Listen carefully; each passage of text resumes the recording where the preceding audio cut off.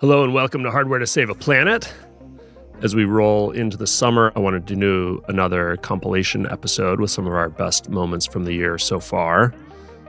The theme I wanted to focus on here is all the ways different climate hardware companies are finding to scale their product or the market they exist in. In order to make the impact promised by the science behind these companies, they're all very aware of how much they need to scale beyond early prototypes, and they're all super focused on figuring out how to make that happen. It's fun to see the diversity of solutions we've covered so far this year, from making the ocean measurable, to electrifying semi-trucks, to reimagining how we make cement, to directly cooling the planet with balloons. But all of these guests share a really pragmatic focus on solving today's problems for real people and real businesses, as that's what will fuel the growth they need to have a lasting impact. First up is Allan Adams from Aquatic Labs. Allan pivoted from teaching string theory at MIT to building sensors for ocean carbon removal. I think about this space a lot because the consensus is we need carbon removal, but it has to scale so dramatically from where we are today. One of the things holding back that scale today for nature-based solutions is measurement, reporting, and verification of the removals. Here, Allan is talking about the importance of that. I sort of think about this as, if you're running a gold mine and someone comes to you and says, I'd like to buy $1 billion of gold. And you say, well, that's great. Here's a big pile of gold. And they look at you funny and say, but it's invisible. And you're like, well, yeah, of course it's invisible, but trust me.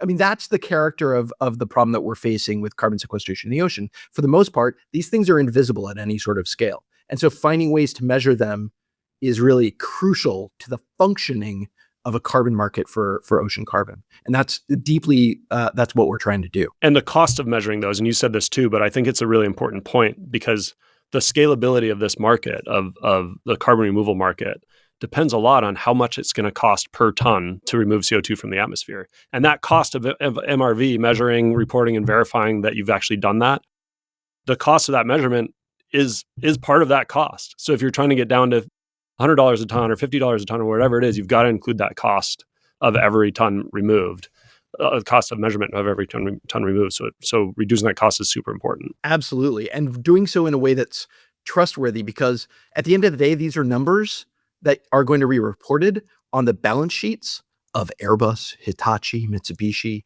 and they're not going to put anything on those balance sheets that are not auditable with exactly the same rigor as anything else on their balance sheet.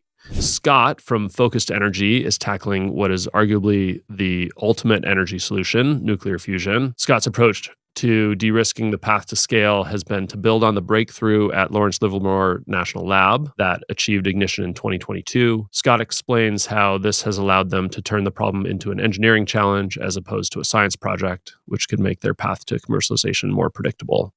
So maybe this is kind of a fuzzy question, but on the surface, when we talk about, virtually limitless, clean, safe energy, very inexpensive, this feels like it would solve all of our problems, kind of, right?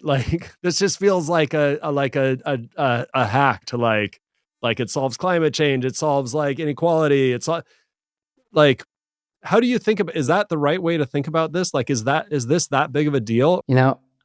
I think I always struggle with how to talk about that because I feel that it is so big that it almost loses meaning. Fusion is the end game for energy, which means fusion is the way that the universe creates energy. So at some point in technological progress, kind of meeting how energy is created in the universe itself is kind of the end game for technological progress. We will hit that goal.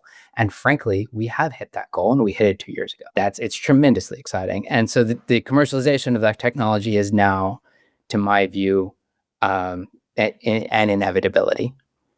The energy potential of the fuel means that it will be an economic reality, that fusion will be the most inexpensive fuel source available at some point. The question is really when. And really, from my standpoint, I think that this is a requirement to the continued progress of civilization. Luke from Make Sunsets takes a refreshingly different approach than many others in a couple of ways. One is that he's addressing warming more directly by reflecting sunlight back into space, as opposed to reducing or removing emissions. And the other is that he picked a solution he's been able to start operating with very little R&D or investment. The argument that gave me pause, like where I stopped what I was doing and thought deeply about it for several weeks, is perverse incentive. That if humanity has a tool to not need to cut back on our use of fossil fuels, we tend to be as lazy as we can get away with. We'll use that tool. The moral hazard. Exactly. And then I got out of my mental ivory tower and looked at the numbers a little bit and realized that fossil fuel use, greenhouse gas emissions go up year after year. We're not only not making any material progress zooming out to atmospheric levels of CO2, we're not only making little to no progress, we're proactively making the problem worse year over year. So the real politic of this is that we need this, and most academics in the field, a lot of policy people, consider it inevitable. They'll then bicker with me about like the politics of it, and is this making it harder for legit researchers to do it, blah blah blah. At the end of the day, no one else was doing it, so like you can't. And I like on these thorny political philosophical things, occasionally we need to zoom out and try to quantify things. And me not doing this when no one else was doing it, like it's not like a negative amount of this can possibly occur. It can't be any worse. It can't be any less occurring than there was before I started. Any particle you put up is going to have some warming or cooling impact. Technically, sulfur dioxide is, I think, the most reflective of the things that we've changed recently. There's also a large amount of it in aviation fuel. For example, a 747 flight from San Francisco to New York emits far more sulfur dioxide than all of the balloons that we've launched so far.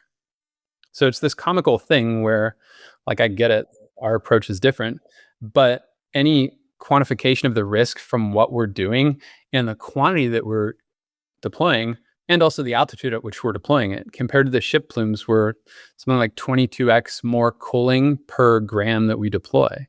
That's why we'd have such a strong temperature, because we have longer residence time by getting to the stratosphere. Curtis from Hydrostore represents something we've seen with a few other guests, companies that started over a decade ago when the market barely existed, but stuck with it through that long development cycle. Their compressed air energy storage system is now commercially contracted and building real projects. I really enjoyed hearing how Curtis evolved from using underwater balloons to using underground caverns, pivoting the approach to find one that is more scalable. So now you have a pressurized air, 2,000 feet underground, and a thermal mass of 200 degrees C water kept in liquid form under pressure. And then when the grid needs power, the valve simply opens, gravity pulls the water down from the reservoir, pushes the air up, it goes back through the shell and tube heat exchangers, reheating the air close to 200 degrees C, and then it drives a turbine, which is just a steam turbine, and the air goes back to the atmosphere, and the grid gets power on demand. Well, the only moving parts really are a compressor in the turbine, then you have a shell and tube heat exchanger, hot and cold tank, and a hole in rock, 2,000 feet underground, and you got a really long life, robust system for energy storage. And can you say a little bit more about that? Like in what scenarios are longer duration solutions important than relative to shorter duration storage? Once you start getting to reliability services, stuff where you need reserve capacity, but you're not always trading it, it's more sitting there as backup plants. That's really where you start getting more into a solution like ours, where you're doing arbitrage and you're sitting on reserve capacity, providing reliability services. Then you get into other solutions, which are just pure backup power. They're only used once a month or something. That's not really a good fit for us. There's other technologies there as well. We're kind of that intraday workhorse that you're charging and discharging every day, leveling the peaks and valleys, and keeping a little bit in reserve in case a coal plant goes down or a gas plant goes down. So 500 megawatts, 8 hours, that would be about a quarter of Toronto, the city of Toronto, 5-6 million people. That's just over a 2 gigawatt load from the city of Toronto. So we would do a quarter of the whole city, and we could sustain that for 8 hours before we have to charge up again. So it is impactful. It is meaningful on a city and a regional basis. Cole's story with Pela Energy really resonates with me because it's about removing barriers to market adoption. He saw that whole home battery backup systems were not being installed as quickly as we need due to the significant upfront investment required. His solution is to allow people to start small with battery backup for the appliances that matter most to you. It's that on-ramp approach that could unlock adoption at a completely different scale. Saw the opportunity to kind of do it different with Pela. Crude analogy, but let's imagine that we deleted all of the plug-in hybrid options for vehicles from the road. We delete all the regular hybrids. We remove level 1 EV chargers, the plug-in style. And we suddenly tell people, your only option if you want a better driving experience is to go full electric, and you have to have a fixed level 2, 240 volt, $5,000 EV charger. What would that do to adoption of the technology? Like, you've just yanked out the on-ramps for folks. That's the EV analogy. But today, that's the reality in home batteries, right? It's in smart home backup batteries, as there's really only the level 10 option, and most folks are starting at 0. So we have to ask ourselves, like, how do we create these on-ramps? How do we meet people where they're at? And, this concept of scalable, distributed batteries placed where power is most important to you, I see as really the perfect solution to that. And honestly, the obvious solution to that. By the napkin math, if you could snap your fingers and imagine a world where every home had a battery like Pela, 1.5 kilowatt hours, kind of in one location that mattered a lot to them, whether it was their fridge, sump pump, home office, terrarium protecting their heat lamp on their lizard, which is one I've heard, right? If we had one of these batteries in every home, we would hit almost 10x the total grid connected battery capacity today. In other words, the sum of all power walls in homes, the sum of all, container sized grid batteries next to solar fields. So there's a lot of power in distributed scale. Greg's journey from robotics to consumer electronics to cement production shows how climate tech is attracting talent from across the technology landscape. Sublime is making a cleaner cement, but they know that's not enough. Their product also has to be better than the status quo to get the kind of adoption needed. Cement is basically the glue that holds concrete together. So if you take cement, you mix it with gravel, sand, water, and some chemicals, that makes concrete. Cement is the binder, and concrete is what gets poured at the job site, what you see dumping out of the truck. So that's the main difference, is cement is the glue. It's actually only about 10% of the volume of the concrete. The rest is the gravel and sand and water, but it is over 90% of the carbon footprint of concrete is from the cement.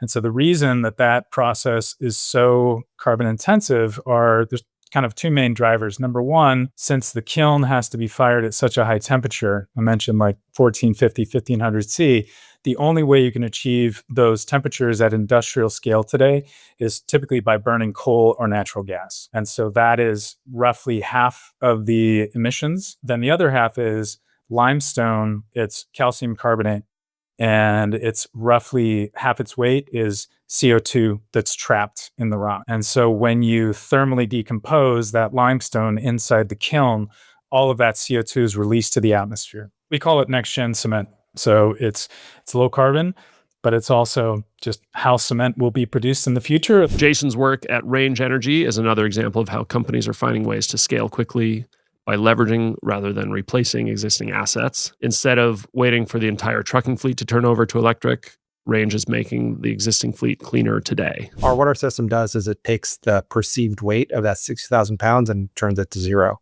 So all of a sudden, the tractor doesn't have to pull quite as hard, uses less fuel. We're not the prime mover, and that means that we don't have to always, the battery pack can run out, and that's totally fine. We actually want people to use the battery pack, because a battery pack that you don't use all the way that's extra money and that's extra weight that you're carrying around. As long as you have fuel in your tow vehicle and your tractor, whether that is battery fuel or diesel fuel or hydrogen or natural gas or whatever else, you're good to go, right? You're never stuck on the side of the road. But I think that also it sort of it also means that our technology is not just something that works today and reduces diesel costs and diesel emissions today. It's actually something that we're actually seeing early proof points that this really allows fleets that have maybe investments in EV tractors to actually utilize them on longer routes. We work with a fleet that usually ran their EV tractors on 60 to 70 mile routes. Like these are like internal transfer routes because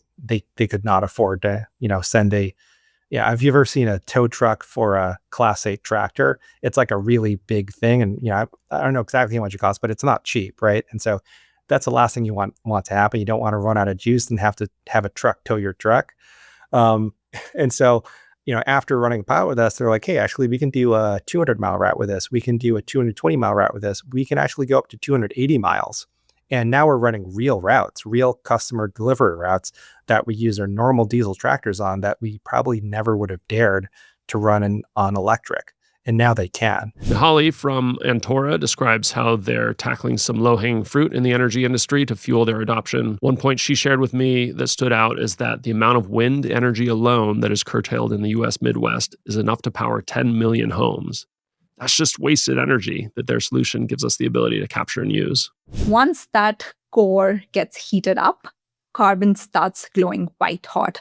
So it becomes like our sun inside that thermal battery. Then we have insulation around it so that that heat does not escape out. Then we have a mechanism which is like a door. We open that door to shine that light. I will not stop talking about this. It just makes me, it's hard to fathom how even now, like if I talk about US Midwest, about 10% of the wind that is generated is curtailed, which is about 10 terawatt hours of electricity, which is equivalent to usage of a million homes in the US. So that amount of energy is just getting wasted, and we don't have many technologies that can make use of that. So that's why we started thinking about it. Randol from Remedy Scientific takes a problem I hadn't fully appreciated before our conversation: contaminated land. There are 500,000 contaminated sites in the US alone, and actually the real number is probably much higher. Current cleanup approaches are too slow and expensive to scale quickly because each site is treated like an independent project. Randol is using robotics and AI to productize the cleanup process, so once his equipment is produced, it can be quickly deployed to any new decontamination site. PFAS are called forever chemicals because they're really difficult to break down. And in fact, one of the primary uses of PFAS and why they're out in the environment in vast quantities is because they were used as firefighting foam. So they were a principal compound in this foam that was used to put out jet fuel fires. And that means that they're really, really difficult to break down.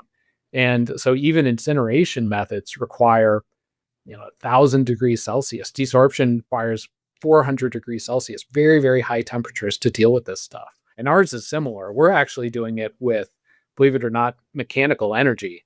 So we're energetically grinding dirt, basically pulverizing it into smithereens.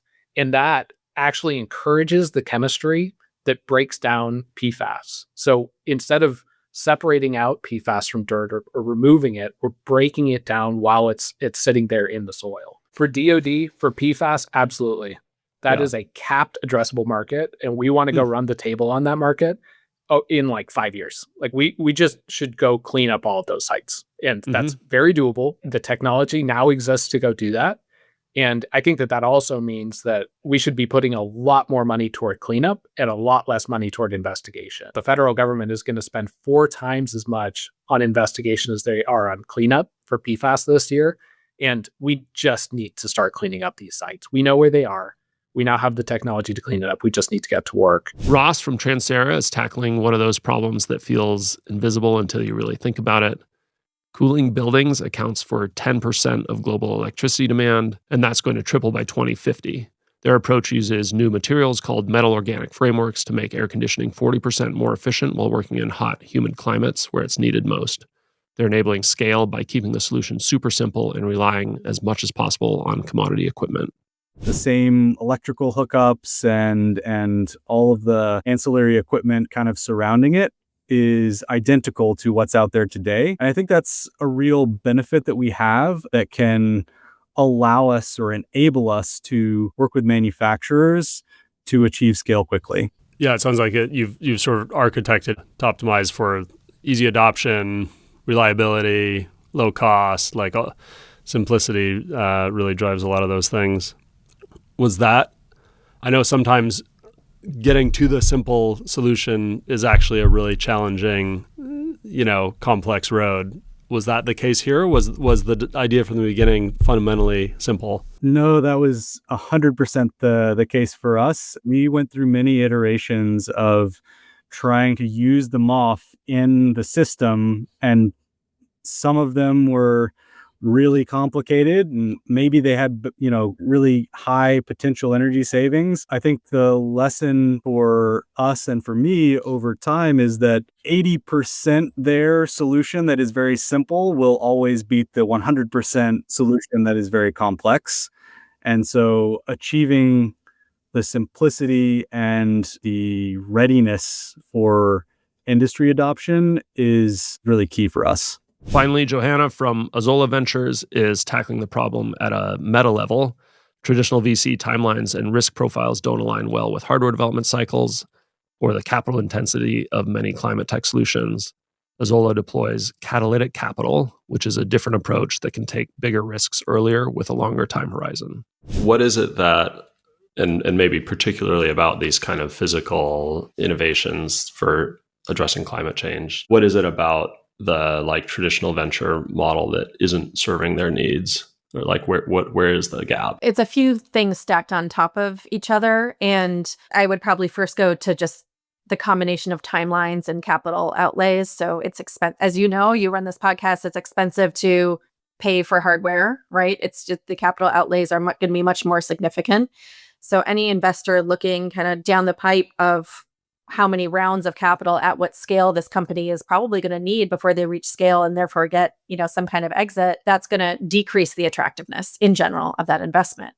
And then add to that in coordination with the capital outlays is the time duration. And traditionally, many venture funds are kind of 7 to 10 year durations. And so that means they're looking for returns on that timeline. And it's very hard to, commercialize. It's very unusual to commercialize a fundamental science and innovation that is encapsulated in a hardware technology and fully commercially scale it to its potential value in that time. The dollars that we invest think of them as they're like the grant dollars that a foundation would distribute out to an NGO or to, a policy kind of support organization.